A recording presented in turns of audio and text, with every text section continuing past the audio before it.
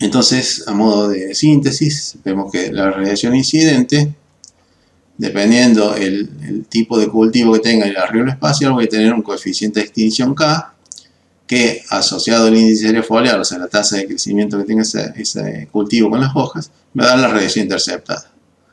El índice de área foliar tiene que ver con la expansión foliar y con la aparición y muerte, la tasa de aparición y muerte de hojas y macollo en el caso de trigo. Puedo tener pérdidas también de hojas por senescencia y enfermedades, y depende de la calidad de la hoja que yo tenga, o sea, si la hoja está sana, esa radiación interceptada va a ser absorbida y va a ser convertida a biomasa mediante la eficiencia de esa radiación, y que tiene que ver con la tasa de fotosíntesis foliar, el tipo de metabolismo que tenga, si es C3 o C4, y la calidad de la biomasa generada, si voy a hacer hidrato de carbono, lípido o proteína. Pasamos ahora a lo que es la acción fotoestimulante de la radiación. Recién vimos cómo la radiación afectaba a lo que es la acumulación de materia seca, al crecimiento, en tanto que ahora vamos a ver cómo la radiación afecta al desarrollo, o sea, el cambio de distintas etapas, particularmente lo que es la floración de un cultivo. Y definimos como fotoperiodo a lo que es la duración del día más 2 crepúsculos, o sea, el fotoperiodo se expresa en horas y décimas de horas. De acuerdo a ello, dependiendo del fotoperiodo que tengamos, o sea, la duración del periodo luminoso más los crepúsculos, las plantas responden de distintas maneras. Tenemos, por ejemplo, plantas que van a florecer cuando el fotoperiodo es corto, o van a florecer cuando el fotoperiodo se está alargando. Y de acuerdo a eso tenemos dos grandes grupos. Las plantas de días largos, ¿sí?, en donde la etapa vegetativa la cumplen en un valor de fotoperiodo relativamente corto, entre el crítico y el mínimo. Ejemplo de este tipo de plantas o de cultivos son los cereales de invierno, ¿sí?, en donde van a estar vegetando durante el invierno. En ese momento, la duración o el tiempo que demorarían desde siembra o emergencia hasta floración sería un tiempo muy largo. Y eso es lo que nosotros necesitamos, de modo tal que estén vegetando, interceptando radiación y produciendo cada vez más hojas. Posteriormente, ese mismo cultivo de trigo, por ejemplo, a medida que se va aproximando a la primavera, va a ir aumentando el fotoperiodo hasta llegar a un valor mínimo. En ese momento se aceleran los procesos de floración, o sea, el tiempo que voy a demorar en floración va a disminuir. Y así puedo optar en ese valor óptimo hasta un valor máximo de fotoperiodo. Tenemos una etapa vegetativa básica, que por ejemplo, si yo por algún motivo siembro trigo en verano, o sea, voy a estar sembrando con un fotoperiodo acá, necesito una plántula que va a tener esta cantidad de días y a partir de allí va a florecer. Por supuesto que productivamente eso es malo, dado que voy a tener una pequeña planta que no va a haber interceptado mucha radiación y ya va a estar floreciendo. Y esta otra etapa en donde yo tengo cambios de la duración respecto al fotoperiodo es la etapa inducida por el fotoperiodo. O sea, tenemos una etapa vegetativa básica y un valor de etapa inducida por el fotoperiodo. La planta de días cortos tiene un comportamiento totalmente opuesto. Esa planta va a vegetar con fotoperiodos largos, ejemplo de ello la soja, que se siembra en primavera-verano con fotoperiodos largos. En ese momento la duración que voy a tener desde emergencia a floración va a ser muy larga. Y a medida que me voy aproximando hacia el otoño, que el fotoperiodo se va acortando, atravieso este fotoperiodo máximo y a partir de allí desencadena la floración, quedando entre el máximo y el mínimo todo el valor óptimo del fotoperiodo.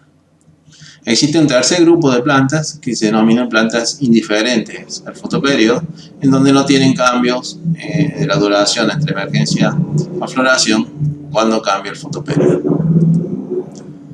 Dentro de lo que es soja, encontramos también que existen distintas respuestas, dependiendo del grupo de madurez.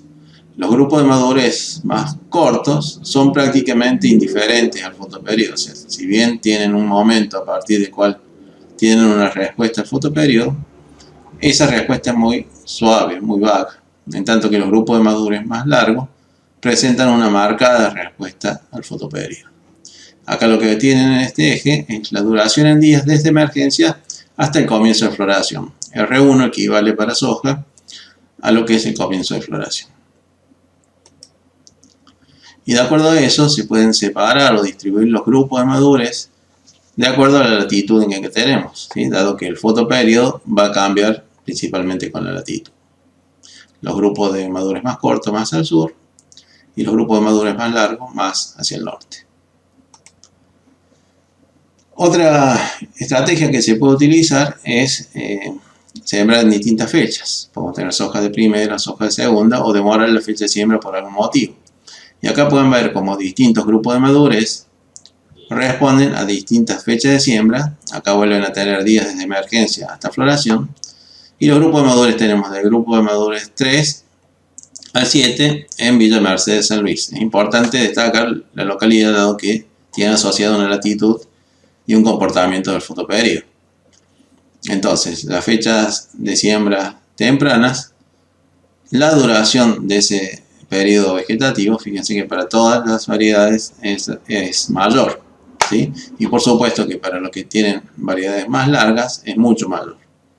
Y a medida que va avanzando el tiempo, que el fotoperiodo va aumentando, en la fecha de siembra más tardía, el periodo vegetativo va a ser muy corto.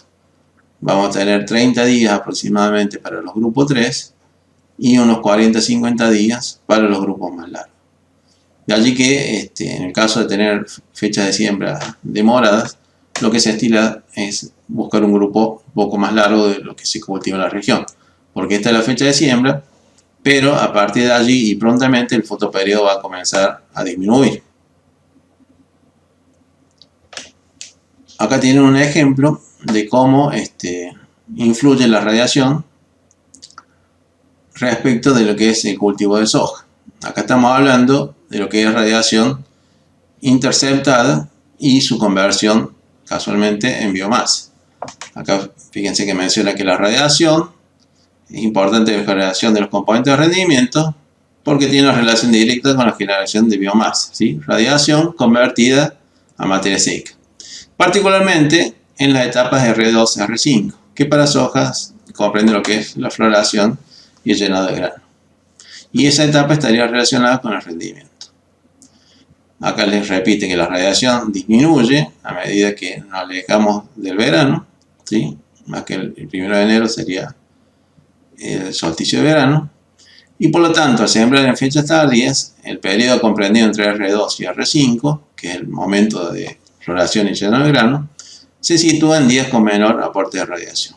Lo mismo puede ocurrir si en ese momento tenemos presencia de nubosidad en el cielo. Y aparte de esta radiación que va a ser interceptada, acá menciona lo que es la eficiencia de esa radiación. O sea, cuánta de esa radiación va a ser transformada en materia seca y por último en rendimiento. En donde aparece todo lo que es la influencia del genotipo y la eficiencia que va a tener en conversión.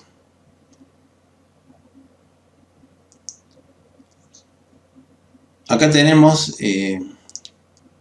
para Marcos Juárez cómo varía la radiación y la temperatura en promedio, ¿sí? Acá tienen en rojo la radiación recibida. Por supuesto que todos estos picos que suben y bajan, las disminuciones estas equivalen a días que están nublados, pero esta curva traza un promedio móvil de lo que sería esa radiación. Y acá tienen una curva equivalente para lo que es temperatura.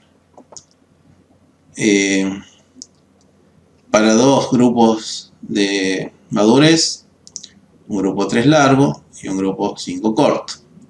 Y cómo van cambiando con distintas fechas de siembra, ¿sí? Aquellas sembradas el 1 de diciembre van a tener el periodo R1, R5 aproximadamente en estos momentos, donde todavía tenemos valores elevados de radiación.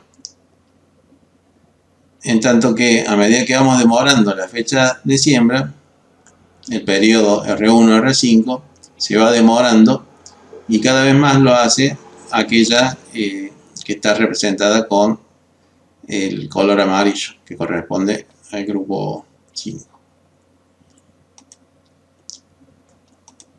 Acá tenemos también un ensayo de distintas fechas de siembra y qué ocurre con la altura de la planta. Ustedes saben que en algunos casos las hojas de crecimiento determinado, en el momento que florece ya deja de crecer. Y entonces, con la siembra del 1 de diciembre, una siembra del 21 de diciembre y una siembra del 12 de enero. Y la siembra más temprana, vamos a tener distintos portes, distintos tamaños de planta. La siembra más temprana, para todas las variedades, ya sea de ciclo corto o ciclo más largo, voy a tener un mayor tamaño de planta. Y por supuesto, los de ciclo más largo van a tener el valor más alto. A medida que voy demorando la siembra, cada vez se va reduciendo más el tamaño de la planta. Y es por ello que en caso de demora en la siembra, muchas veces también se recomienda cambiar o cambiar la variedad o cambiar la densidad de siembra. Y acá tienen el rendimiento, cómo va cayendo a medida que voy demorando la fecha de siembra. En parte por la menor disponibilidad de radiación en el periodo de llenado de grano. Bueno, esta sería toda la presentación. Espero que les haya gustado. Y por cualquier consulta, dirigirse al aula virtual.